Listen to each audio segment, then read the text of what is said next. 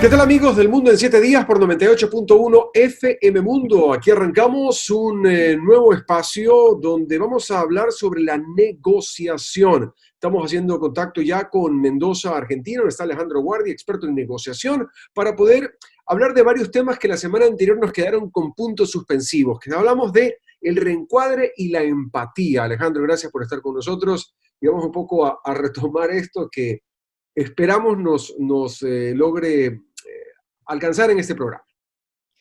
Bueno, muchas gracias Roberto por esta nueva invitación y bueno, y saludo a la audiencia. Vamos a hablar de negociación y quedaron estos temas pendientes y quiero inicialmente ofrecerme para ti, para cualquiera de la audiencia que quiera profundizar este tema, que no dude en escribirte. A mí me gusta mucho, llevo mucho tiempo comprometido con este modelo, creo que es un gran reductor de complejidades. Hablamos de negociación.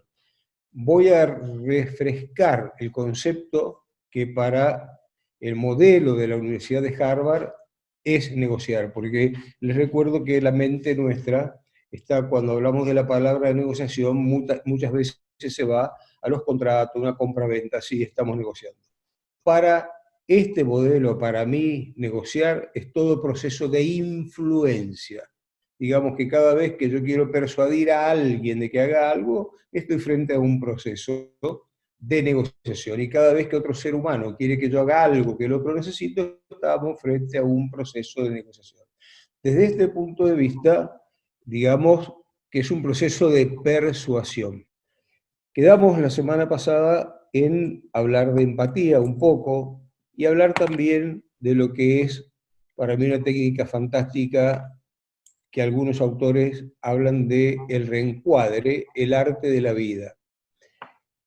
Antes de hablar de, y te pido que tú me vayas consultando, preguntando lo que necesites aclarar, Solamente ¿no? quiero hacer una puntualización para nuestra audiencia. Normalmente, te digo, no sé si solamente en el caso ecuatoriano o latinoamericano, porque he tenido la oportunidad de recorrer varios de los países del Cono Sur. Cuando hablamos de negociación, nosotros nos centramos en regateo. Técnicamente hablando, nosotros que Es venimos un de modelo. México, Sí, sí, es un modelo. este, yo ya confesé programas anteriores ser discípulo tuyo en negociación en Harvard. Hablamos negociación, regateo. Entonces, esto vale 10, se lo tengo que sacar en 5. Uh-huh. Entonces, pero eso no es negociación, eso es regateo. Negociar es otra cosa. Bueno, el regateo es un modelo de negociación. Ya, ¿Cuál es el riesgo? Es más, yo te diría, hay muchos negocios donde yo te recomendaría ir con el modelo del regateo en el bolsillo, porque si no vas a perder mucho dinero. Si tú vas a comprar, vas a vender un departamento, hay mercados que funcionan de esa manera. Es más, yo tuve la suerte de estar en el mercado de Estambul, y si tú no regateas, estás ofendiendo al otro, porque hasta es cultural el regateo. Ahora digo, cuidado con el regateo en las relaciones donde el largo plazo está involucrado, porque tú me ofreces 10 y yo te ofrezco 5, y tú dices, bueno Alejandro, en función de esta linda amistad que estamos generando, estoy dispuesto a hacerte una concesión a 8. Y yo te digo, Roberto, sí, yo también estoy dispuesto a hacerte una concesión a 6. Y bueno, terminemos cerrando la negociación en 7. Pregunto, ¿cómo te sientes tú con un ser humano que comienza pidiéndote 10 y te lo da en 7? ¿Cómo te sientes? y claro, que me quería estafar con más. Exactamente, es decir, te querías aprovechar de alguna condición de debilidad que yo tengo. Mira, ¿el regateo existe? Sí. ¿Es un modelo universal, atemporal? Sí. Es genético, ¿eh? Es genético. Digo, cuidado con los riesgos que tiene el regateo en las relaciones del largo plazo. Porque el riesgo, disculpen, acá hace un frío muy, muy, muy fuerte. Hemos pasado 10 grados de diferencia de ayer a ¿A hoy. cuánto están en temperatura ya? 8 grados, ayer 17, hoy estamos en 8, nevando acá a 10 cuadras de casa. Bárbaro. Bueno, te decía, el regateo es un modelo de negociación y yo también lo uso. Mira, acá atrás yo tengo un cuadro que compré en Punta Cana, ¿Ya? lo compré regateando. Hay Porque si no, República Dominicana, porque claro. si, Ahí, Pero no, no tan solo ahí, en todos lados, eso pasa en Ecuador y pasa acá en Mendoza. Ahora digo, si yo voy a construir una relación de largo plazo, ojo, cuidado con el regateo, Ok, porque el riesgo que tiene el regateo es que yo sea percibido como un abusador. Digo, ¿es un modelo? Claro que es un modelo. Utilícenlo, sí. ¿Cuándo? Cuando sea cultural, cuando sepan que le están inflando el precio. ok. Ahora, en una relación de largo plazo, digo, creo que es muy riesgoso. Ahora, entrando para ubicarnos en lo que nos Ah, embarcamos ahora. Hablábamos de la empatía y el reencuadre. ¿Por dónde vamos a empezar? vamos a empezar un poco, mira, vamos a ver si yo puedo compartir con pantalla Sí, sí, contigo, sí. que Está siempre activada la función. ahí no está no viendo nada. Compartir pantalla. A ver si tenemos... Está activada la eh, función. no, la tecnología cada vez nos Ah, está facilitando procesos. Estoy trabajando mucho en este logo, ya lo vamos a cambiar. Antes de hablar de... vamos a tocar los dos temas. Vamos a tocar, por un lado, lo que es la empatía, y quiero cerrar con reencuadre, porque reencuadre más que un concepto, lo que voy a invitar a la audiencia es a una reflexión. Tenemos una semana, porque yo hablo del reencuadre como el arte de la vida. No puedo hablar de empatía sin hablar un poco, y acá tendríamos que ver que esto funcione hacia adelante, de comunicación. Tú eres un experto en comunicación. Y esto es un poco lo que nos está pasando con esta bendita pandemia, ¿no? Con la palabra comunicación hay dos palabras vinculadas. Una es la intención que yo tengo al decir cualquier palabra, y otra es el impacto que genero con esa palabra.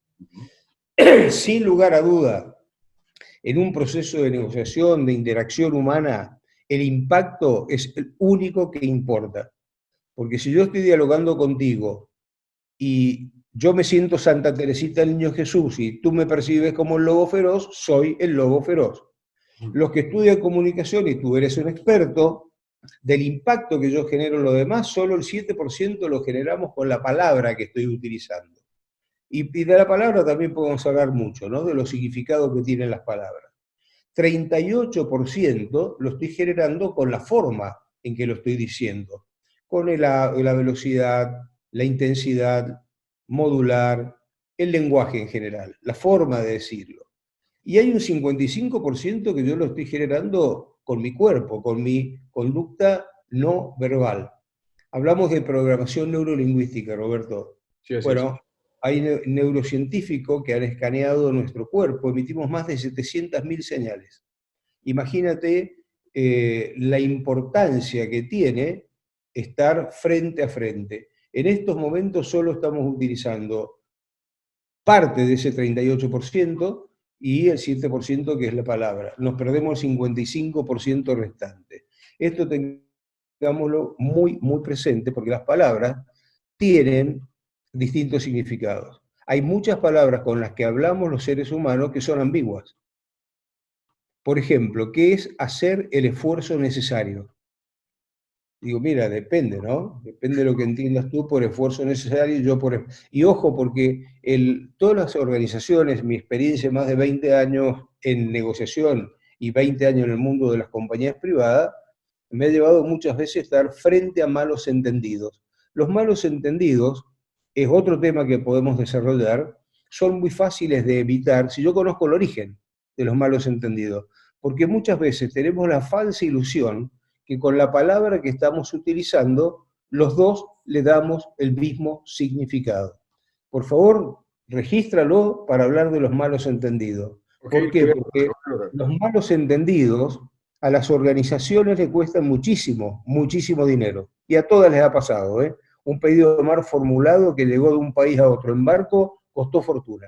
Y malos entendidos los seres humanos nos cuestan problemas de relación. Entonces digo, tengamos esto muy, muy presente, que en el proceso de comunicación no importa lo que yo te quiero decir, sino como tú lo has percibido. Avanzando con esto, disculpen, ¿qué es la empatía? Sí, Miren, simplemente es esto, ¿no? La capacidad que tenemos los humanos de sentir nosotros mismos lo que el otro está sintiendo. Bueno, no es tan fácil, no es tan fácil de sentir. Antes de meterme en este concepto, que lo pueden leer en cualquier lado, sí me gustaría que tratemos de desarrollar algo que es la agudeza perceptiva. ¿Por qué? Porque primero que nada tengo que desarrollar lo que es la observación. ¿Qué observo yo en el otro? Miren, hay signos de la conducta verbal, y esto hay mucho escrito, mucha literatura sobre el lenguaje no verbal, que son muy fáciles de observar si tú estás presente. De los signos fáciles de la conducta verbal, bueno, acá están los cuatro los que pusimos recién, ¿no? Las palabras, las frases, la combinación de las palabras, la sintaxis, el tono de voz, los ritmos del habla y de la velocidad, esos son muy fáciles de detectar. Vamos a ver para qué te cuento esto que te estoy contando, ¿no? Porque estamos hablando un poquito de empatía. Y por supuesto el volumen y la intensidad de la persona que habla. Y esos son, ¿te acuerdas del gráfico que vimos recién? Estamos hablando del 7% y del 38%. Me quedé al 55%. Y el 55% creo que está vinculado también con algo, disculpen porque tengo las cuerdas vocales sin hidratar, que tenemos que desarrollar, que es la agudeza perceptiva. Bueno, tener la capacidad de observar en el otro algunos rasgos que son característicos y muchos de estos rasgos son incontrolables. Pero tenemos que desarrollar esa capacidad de observación. Uno de ellos, de la conducta no verbal, la mirada. Nuestra mirada habla muchísimo de nosotros. Roberto, hoy la mentira, por ejemplo, la mentira es fácil de detectar si estás entrenado. Hoy podemos ver póker por televisión, ¿verdad? Hemos visto muchos jugadores de póker que a 2 metros de distancia se colocan anteojos oscuros. Sí, total. Es Bueno, clave. Sin eso no juegas. pero ¿sabe por qué es eso? Porque a ver, la vista se produce en el cerebro, no en los ojos. Y todas las reacciones del globo ocular, Es por la muchas dilatación de la veces, pupila. exactamente, una de esas es la dilatación de la pupila. Pero cuidado, Roberto, con la dilatación de la pupila. Porque cuando hay atracción sexual también se dilata la pupila. No se vayan a perder una oportunidad.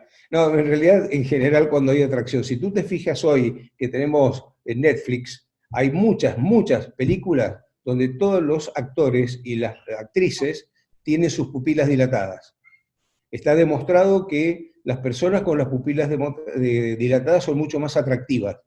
Y eso, por supuesto, lo hace con gotas oculares, ¿no? Pero hay todas estas cosas que podemos observar. También observar la expresión facial. Yo sé, si observo, cuando digo una palabra y a ti te molesta, bueno, tu rostro reacciona, ¿no? Si tengo la capacidad de observarlo, si yo, en vez de observar, me hago el distraído y veo, esto no lo voy a poder percibir. También los gestos, ademanes, acá se involucran todo el cuerpo en general. La postura corporal, no es lo mismo un ser humano que esté charlando contigo, que esté hacia adelante, que esté hacia atrás, ¿no? Todo lo que es lo vegetativo, la distancia física. Esto de la distancia física, cuando yo quiero persuadir a otro ser humano, lo recomiendo muchísimo tener presente. Porque hay una distancia, que es la distancia íntima, donde hay contacto físico. Ahí entra cualquiera de nosotros que queramos. Eso es privado, es absolutamente privado. Hay otras personas que la distancia física también es un poco cultural, pero no tan solo cultural, dentro del mismo país puede ser diferente la distancia. ¿Cómo yo puedo determinar la distancia física de un ser humano si no lo conozco? Cuando este ser humano te da la mano, con la extensión del brazo, te está marcando cuál es la distancia donde se siente cómodo. Si tú quieres ajustar esa distancia, un pequeño ejercicio. Tú da medio paso hacia atrás y te vas a dar cuenta que el otro va a dar medio paso hacia adelante, va a ajustar esa distancia donde se siente cómodo. Esa es la zona de confort. Por supuesto, ojo, digo, a ver, si estamos viviendo en ciudades donde hay muchísima gente, un conglomerado como Tokio, probablemente la distancia física sea muy pequeña. Ah, Ahora, si tú vives en el campo, la distancia física sea mucho más grande. Pero hay que respetar, porque esto sí que es un tema fundamental que no tenemos en cuenta, hay muchas personas, ¿vieron? Que son personas toqueteras. La palabra toquetera es universal, ¿no? Se entiende en Ecuador. En Ecuador se usa el toqueteo, Sí, viste que viene y te toca. claro, que está ahí Hay al mucha lado, gente que no está, le gusta, ¿no? claro. Hay mucha gente que no le gusta porque estás invadiendo tu espacio personal. También la velocidad, los movimientos corporales y algo que comunica muchísimo, que es la forma de vestirnos, ¿no? ¿Te imaginas? No podemos ir a negociar con un sindicato para pedir que reduzcan el sueldo al 50%. A ver, convocar a una reunión en un hotel 5 estrellas tomando champán, no voy a decir marca, pero champán, y llegar en un Mercedes-Benz, ¿no? Digamos, evidentemente no sería. Yo creo que hay una frase que en este sentido puede resumir todo lo que acabo de expresar. Donde fueres, haz lo que vieres. Ahora, ¿para qué cuento todo esto? Porque simplemente tener en cuenta todo esto, si yo estoy hablando de persuadir, para poder persuadir a un ser humano lo tengo que hacer sentir cómodo. Yo lo tengo que hacer sentir cómodo al otro. Tengo que procurar evitar emociones negativas y construir un ambiente donde se sienta cómodo. Ahora, ¿es lo mismo persuadir a cualquier ser humano? Digo, mire, no, no es lo mismo. No es lo mismo por distintas maneras. Recién estábamos hablando de Harari, israelita que desde el punto de vista de la evolución humana ha escrito un libro que para mí es fantástico. Y básicamente te diría que habla un poco de cómo se generan los metaprogramas. Pocas personas han sentido hablar de metaprogramas. Simplemente los metaprogramas son nuestras conductas, las que tenemos. Muchos de estos metaprogramas están ocultos a nuestro pensamiento. Son las formas de pensar, las formas de actuar que tenemos los seres humanos. Alejandro, Ah, solamente para efectos sí, de la dinámica, nos quedan 2 minutos del programa. Está delicioso, la conversación está buenísima. Yo creo que nuestros vamos, seguidores están aprendiendo muchísimo, pero vamos a tener que en 2 minutos vamos a ver. ponerle puntos suspensivos. Ponemos punto suspensivo. Te doy nada más que, vamos, esto lo vamos a pasar. Estos son 3 metaprogramas fáciles de ubicar. ¿Ok? A ver, todos nosotros, estas son las formas de motivación que tenemos. Todos nosotros tenemos un poquito de cada uno. Hay muchas personas en este planeta que están muy, muy orientadas a la afiliación. ¿Ok? Todos tenemos un poquito y va cambiando conforme el contexto y la edad.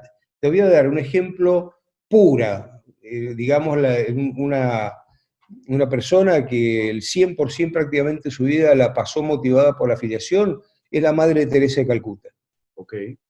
Hay personas que el del poder lo voy a dejar para el medio, ¿no? Que sus motivaciones más grandes es justamente el poder. Y ojo, el poder no es ni malo ni bueno, lo que hacemos con él. Y hay otras personas que están muy, muy motivadas por los logros. Y acá te puedo hablar de Rafael Nadal, de Federer o de Djokovic, ¿no? Pero todos tenemos un poquito. Ahora, esto de generar empatía no es lo mismo tratando con una persona que está orientada a la afiliación que con una persona que está orientada a los logros. Esto lo vamos a desarrollar después para no irnos tanto tiempo con esto. Habitualmente tú vas a reconocer a una persona que está motivada por la afiliación, porque son personas que les gusta participar en equipo, desarrollan buenas comunicaciones, minimizan conflictos, tienen características que después las podemos desarrollar. Lo mismo con la gente del poder y los logros. Vamos rápidamente a algunas recomendaciones para poder generar empatía. Mira, Roberto, para generar empatía, te diría que lo principal para mí es tener ganas de ponerse en el lugar del otro. Porque si no tienes ganas de ponerte en el lugar del otro, hay Qué muchas... difícil, qué Esa es difícil la primera. suena muchas veces, pero qué importante es el escuchar al otro, el no simplemente tener las palabras que te entran por un oído y estás maquinando la respuesta, sino tratar de entender lo que te dice el otro. Exactamente, escuchar activamente, escuchar para entender y no para responder. Serían unas recomendaciones. La otra que te podría hacer, ser conscientes de que los humanos tenemos el derecho a pensar diferente, porque tu experiencia de vida ha sido diferente a la mía Ujú. y tu constructo del modelo del mundo es diferente al mío. Entonces, ser consciente de eso. Otra de las recomendaciones, y doy recomendaciones nada más, preocuparnos por generar en el otro emociones positivas, evitar las negativas, desarrollar el arte de formular preguntas poderosas. Ya hablamos por qué para mí preguntar es un arte. No, cualquiera puede preguntar. Ahora, preguntar un arte con técnica es totalmente diferente. Otra cosa que es interesante, si yo quiero generar empatía, es dedicar un tiempo importante, ya hablando de los 7 elementos, a explorar los intereses y salirnos un poco de las posiciones. Evitar dar consejos. Simplemente yo puedo dar recomendaciones basadas en mi experiencia, en lo que yo haría, pero no decirte a ti lo que tú tienes que hacer. Otra de las cosas, no juzgar. Tener esta capacidad de aceptar al otro como es, evitar juzgar, porque muchas veces nuestros propios prejuicios entran en acción. A ver, acá le pongo algo que es evitar minimizar el problema del otro, ¿no? Es decir, nunca descalificar. ¿Cuándo yo descalifico a otro ser humano? Y cuando no pienso como él y te digo, Roberto, tú estás equivocado, debería haberlo hecho diferente, no has hecho el esfuerzo que era necesario, porque cada vez que yo te hable así a ti, o cualquier ser humano, le voy a estar generando una emoción negativa y lo estoy convidando al otro, lo estoy invitando al otro a una reacción. Y finalmente, dedicarle todo el tiempo que sea necesario para escucharlo y entender. Si tú no tienes, estás con prisa o no tienes la voluntad de permanecer el tiempo que sea necesario, difícil va a ser colocarse en el lugar del otro. Yo voy a dejar hasta ahí. Tengo que hacer un punto y poner 2 más al lado para generar los suspensivos, porque se nos acabó el tiempo. Déjame poner esto y nada más, porque Okay. esto te diría que está basado en esto: tener los objetivos claros, agudeza perceptiva, flexibilidad, con el objetivo de construir un ambiente de credibilidad, respeto y confianza. Muy bien, con eso nos vamos a quedar y yo quiero que partamos desde ahí, desde este gráfico en nuestro próximo encuentro la semana siguiente, porque aún no llegamos al reencuadre y yo creo que es muy importante el seguir entendiendo esos factores para poder negociar, para poder conversar con las otras personas, que tenemos que llegar a acuerdos, mucho más allá de los acuerdos a los que pretendamos. Lo vamos a dejar, te lo pongo esto y lo desarrollamos la semana que viene. Queda puesto. Porque esto puede quedar. Entonces, por lo menos para reflexionar sobre lo que es el arte de la vida, lo que es el reencuadre. Muy bien. Y ojo, esto de reencuadre nunca más vigente que en la pandemia que estamos pasando. Alejandro, te mando un abrazo a la distancia. Nos quedamos con esto para la próxima semana. Ahí está el contacto de Alejandro y está su correo electrónico, el teléfono. Te puedo mandar un WhatsApp, ¿cierto? Absolutamente sí. Mandar un WhatsApp a Alejandro si tienen cualquier inquietud o pregunta de lo que estamos hablando. Esto es la negociación de la Universidad de Harvard y ahora nos estamos moviendo hacia el desarrollo y el detalle de lo que es la empatía, de lo que es el reencuadre, de lo que son las bases también de lo que hoy se conoce como el PNL, la programación neurolingüística, y cómo poder llegar a ponerte en los pies del otro, cómo estar en los zapatos del otro, cómo hacer las escuchas activas, cómo hacer preguntas potentes, todos una serie de herramientas que nos van a servir para poder interrelacionarnos con las personas con las cuales tenemos hoy que negociar todo en el día a día y en la vida. Alejandro, te mando un abrazo grande como siempre. Igualmente, un abrazo grande y saludos a la audiencia. Muchísimas gracias.